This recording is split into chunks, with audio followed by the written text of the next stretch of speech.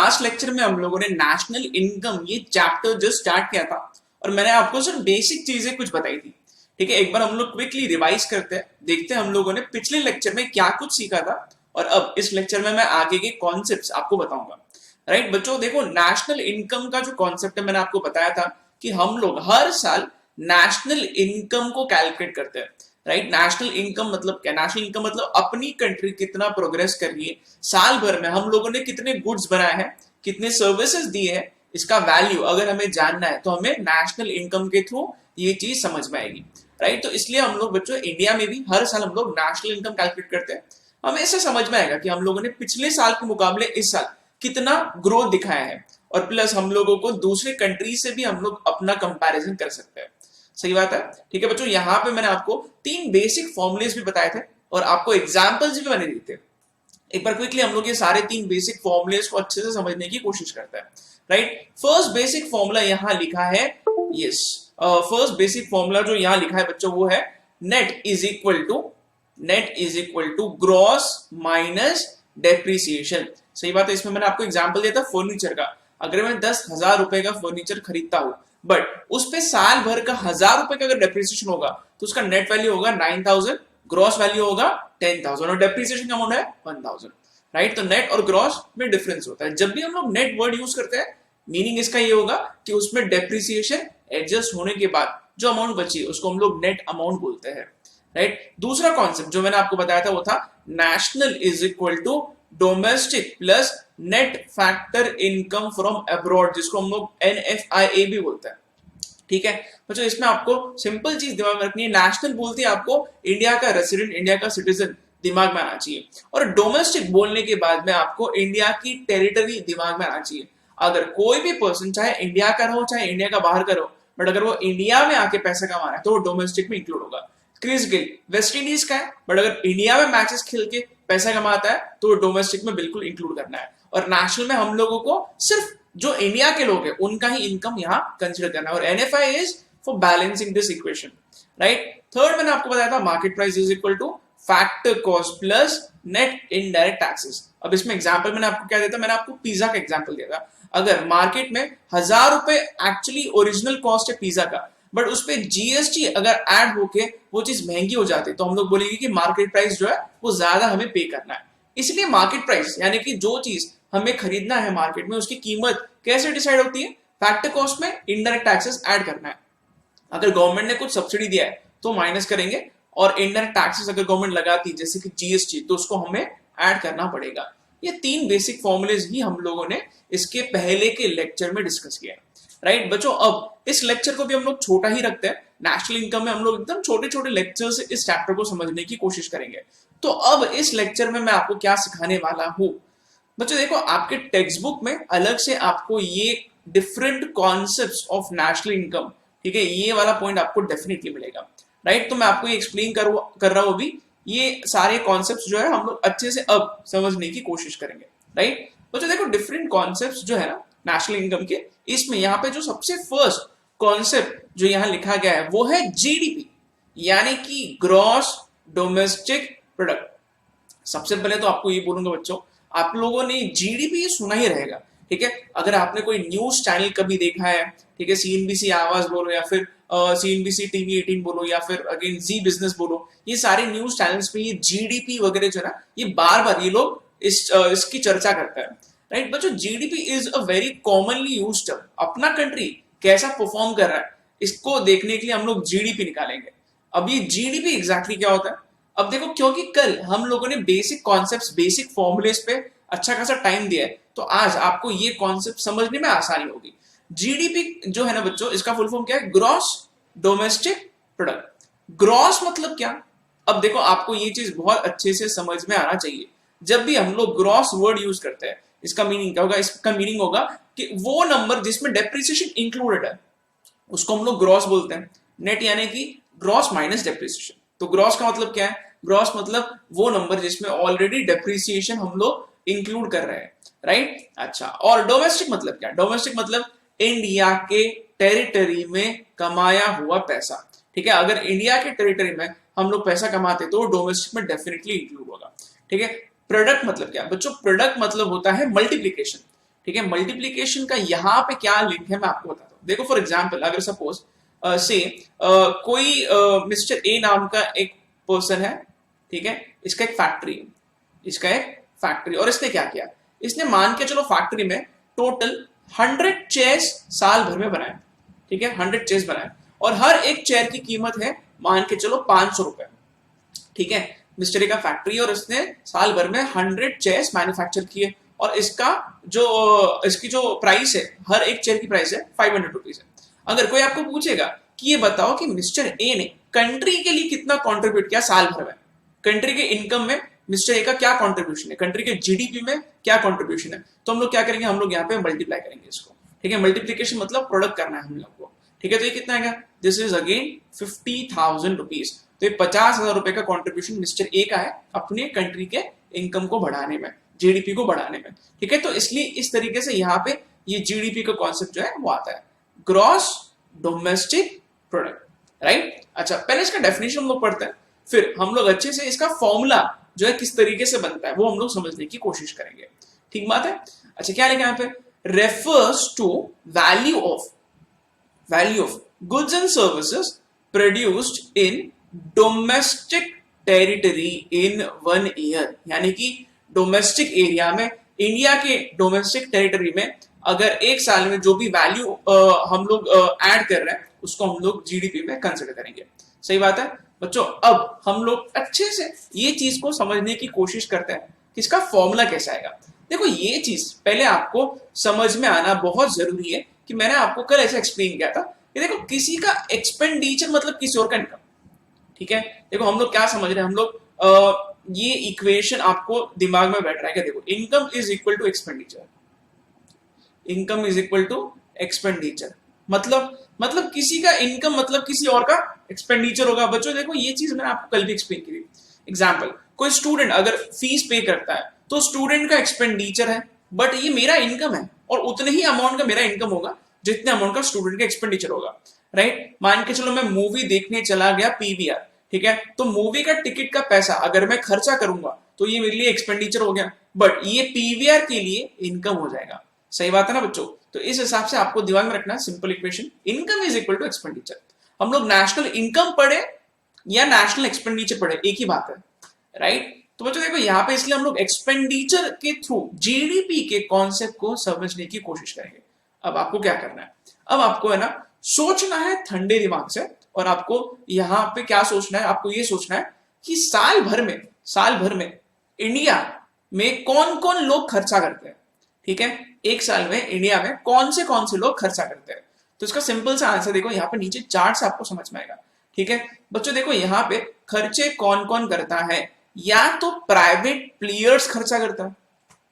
Private players मतलब कौन बच्चों, हम जैसे लोग जो होते हैं ना, हम लोग सारे प्राइवेट प्लेयर्स होते हैं, राइट। नहीं तो पब्लिक खर्चा कर सकती है। पब्लिक मतलब कौन बच्चों, जब भी हम लोग पब्लिक ये वर्ड यूज करते हैं तो आपको दिमाग में रखना होगा, पब्लिक का मीनिंग है गवर्नमेंट ऑफ इंडिया, गवर्नमेंट, ठीक है।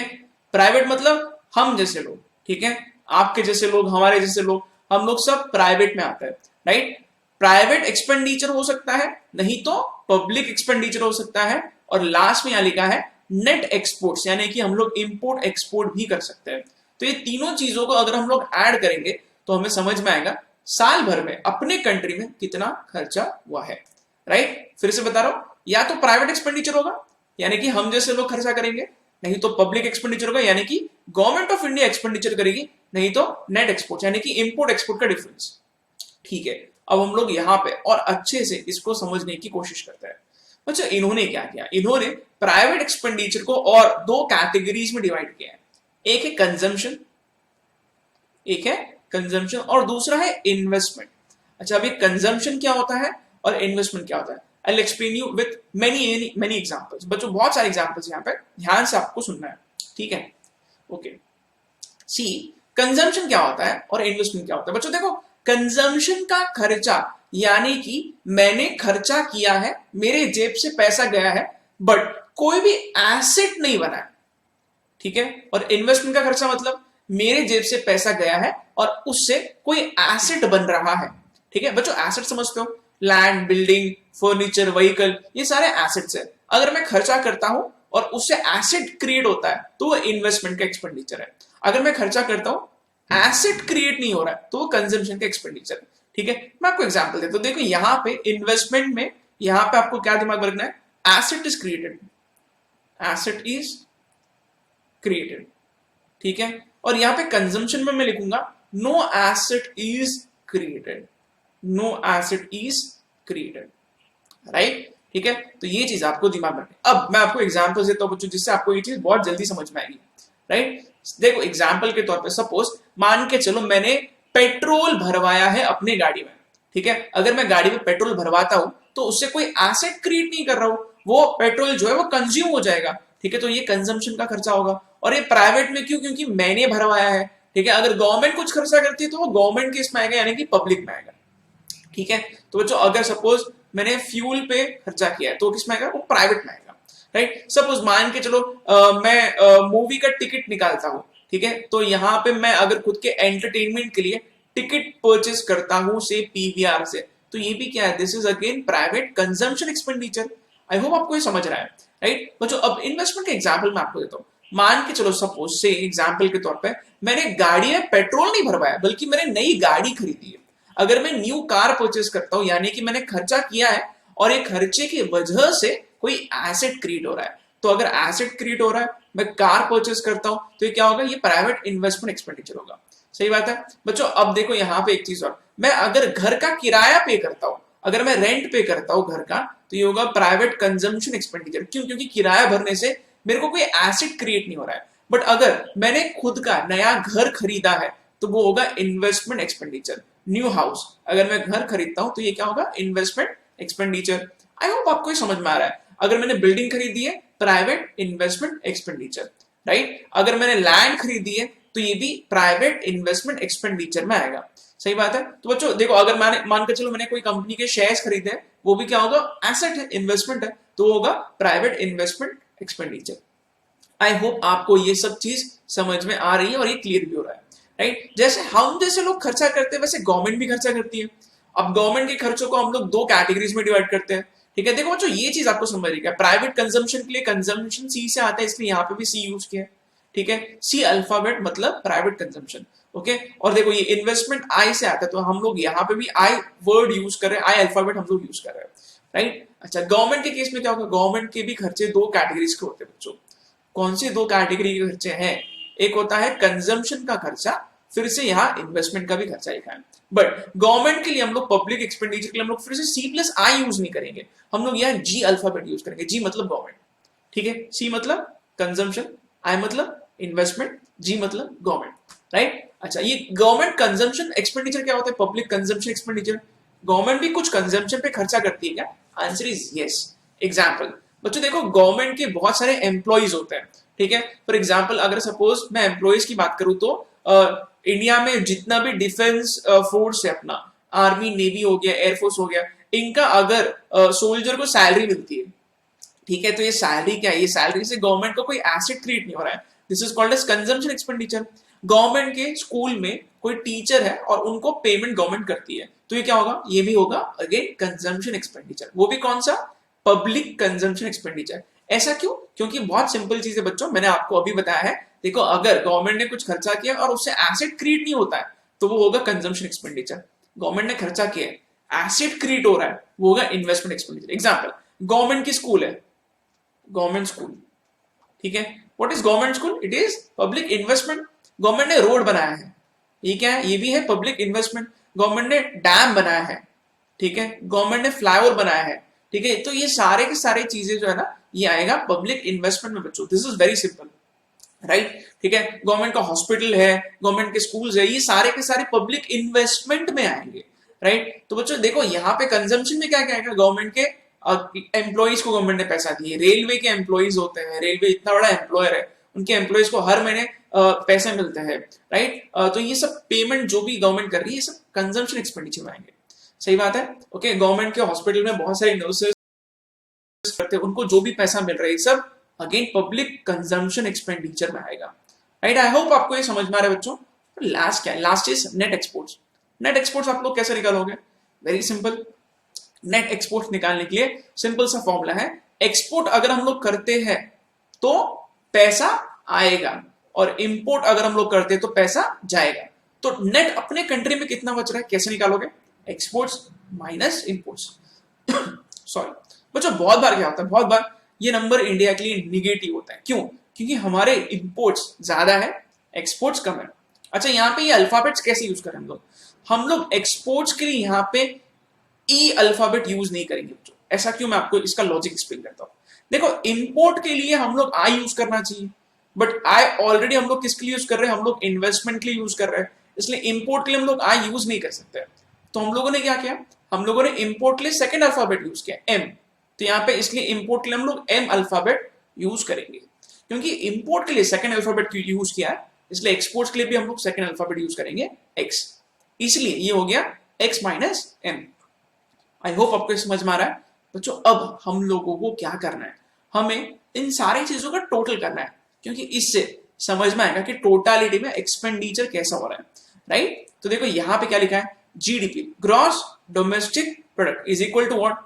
सी, सी यानी कि private consumption expenditure, plus I यानी कि private investment expenditure, plus G यानी कि गवर्नमेंट का पूरा खर्चा, plus X minus M. X minus M मतलब एक्सपोर्ट्स माइनस इंपोर्ट्स। तो इस हिसाब से हम लोग जीडीपी को करेंगे कैलकुलेट।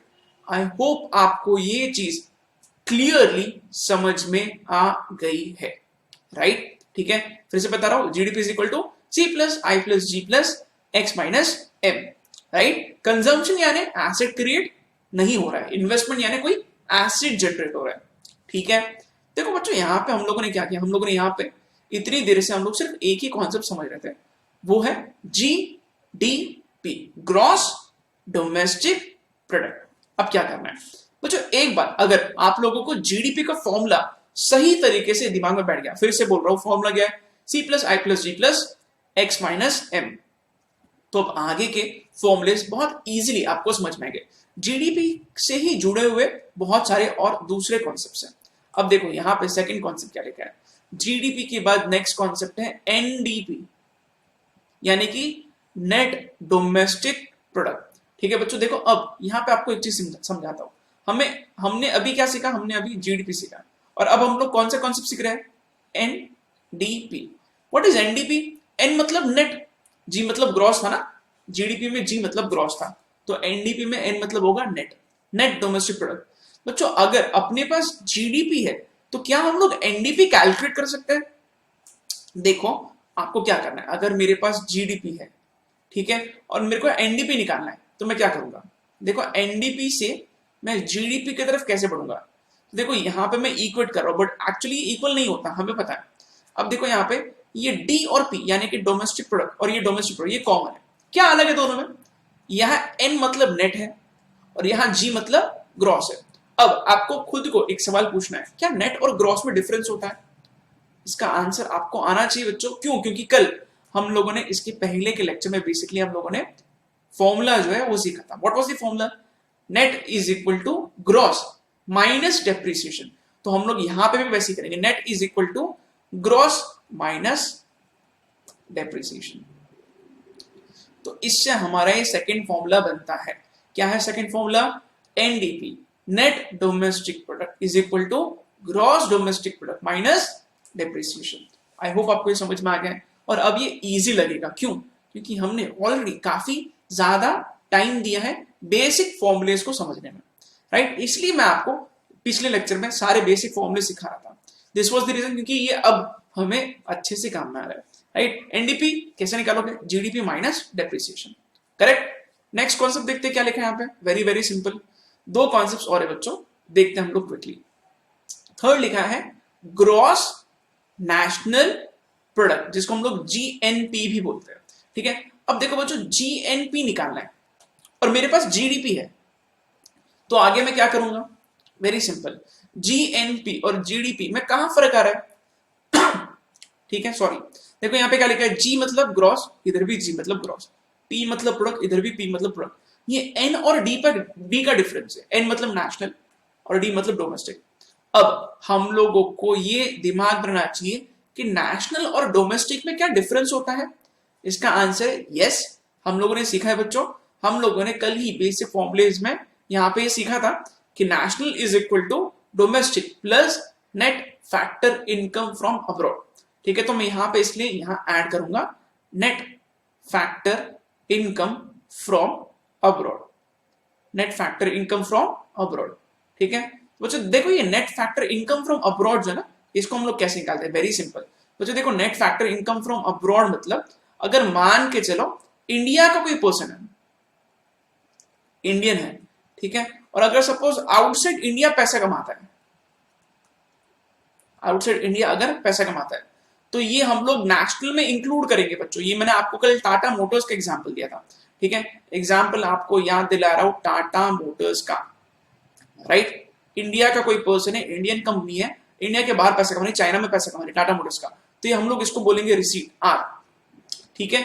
और बच्चों अगर सपोज इंडिया का कोई पर्सन नहीं, Chris Gayle, suppose Chris Gayle, ठीक है, और ये सपोज मान के चलो इंडिया में आके पैसा कमा रहे हैं, तो इसको हम लोग बोलेंगे पी, यानी कि पेमेंट। क्यों? क्योंकि बच्चों देखो क्रिस गेल अगर इंडिया में अगर पैसा कमा रहा है बट क्रिस गेल इंडिया का नहीं है, तो हम लोग इसको नेशनल में कंसिडर नहीं कर सकते। क्यों? क्योंकि इंडिया का नेशनल जो है उसी को हम लोग जीएनपी में कंसिडर करते हैं, राइट। फिर से बता रहा हूं आपको, देखो सिंपली इसको हम लोग net factor income from abroad को हम लोग कैसे निकालेंगे, R minus P, right. R minus P क्यों कर रहे हैं? क्योंकि बच्चों ग्रॉस डोमेस्टिक प्रोडक्ट में net factor income from abroad का हम लोग एडजस्टमेंट नहीं कर रहे हैं, इसलिए हम लोग इसको अलग से यहां ऐड करके इसको एडजस्ट करेंगे। फिर से national is equal to domestic plus net factor income from abroad. What is net factor income from abroad? R minus P. R minus P मतलब रिसीट, यानी कि इंडिया की कंपनी बाहर पैसा कमा रही, रिसीट पैसा आएगा, क्रिस गेल पैसा लेके जाएगा, इसलिए हम लोग इसको माइनस कर रहे हैं। आर माइनस पी मतलब यहां पे net factor income from abroad को ये रिप्रेजेंट करता है। अच्छा, जीडीपी का फॉर्मूला क्या है? फर्स्ट फॉर्मूला हम लोगों ने यही तो सीखा था, C plus I plus G plus X minus M, और net factor income from abroad का फॉर्मूला आर माइनस पी। तो जीएनपी का फॉर्मूला इस हिसाब से बनेगा, C plus I plus G plus X minus M plus R minus P. फिर से बोल रहा बच्चों, ये आर माइनस पी कहां से है, इसके लिए आपको कल वाला एग्जाम्पल दिमाग में रखना है। दो मैंने केसेस लिए थे वैसे, एक था क्रिस गेल का और दूसरा टाटा मोटर्स का, राइट। चलो ओके, नेक्स्ट फोर्थ केस में बच्चों, मेरे केस में क्या होगा, मेरे केस में रिसीट और पेमेंट कुछ भी नहीं होगा, ठीक है। तो ये मेरे केस में मतलब मैं अगर इंडिया का पर्सन और इंडिया में पैसा कमा रहा हूं, तो ये सब कुछ डोमेस्टिक में आएगा, नेशनल में कुछ आएगा ही नहीं, और ये आर माइनस पी जीरो हो जाएगा इसलिए, राइट, ठीक है। तो ये बेसिक चीज है, आपको दिमाग रखनी है। चलो लास्ट देखते हैं क्या लिखा है, फोर्थ, नेट नेशनल प्रोडक्ट, यानी कि NNP, net national product, NNP. कैसे निकालू एनएनपी? वेरी सिंपल, एनएनपी को निकालने के लिए हमारे पास अभी जीएनपी अवेलेबल है, ठीक है। अगर मेरे को नेट निकालना है और मेरे पास ग्रॉस है, तो मैं क्या करूंगा, ग्रॉस में से मैं डेप्रिसिएशन माइनस कर दूंगा, right. Net is equal to gross minus depreciation. फिर से वही हो रहा बच्चों, हम लोग बेसिक फॉर्मूलेस का यूज करेंगे, तब जाके हम लोगों को ये कॉन्सेप्ट सही मायने में समझ में आएगा। तो आज इस लेक्चर को हम लोग इतना ही शॉर्ट रखते हैं। मैंने आपको 4 कॉन्सेप्ट बताए, GDP, NDP, GNP and NP. सबसे मेन जीडीपी फॉर्मूला क्या है, C plus I plus G plus X minus M.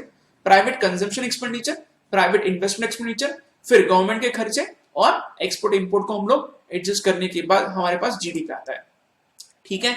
और इस हिसाब से हम लोग आगे के फॉर्मूलेस डिराइव कर रहे थे, राइट। तो बच्चों अब आप लोग ये सारे पॉइंट्स को कर सकते हो नोट, ठीक है। क्विकली इसको लिख लो,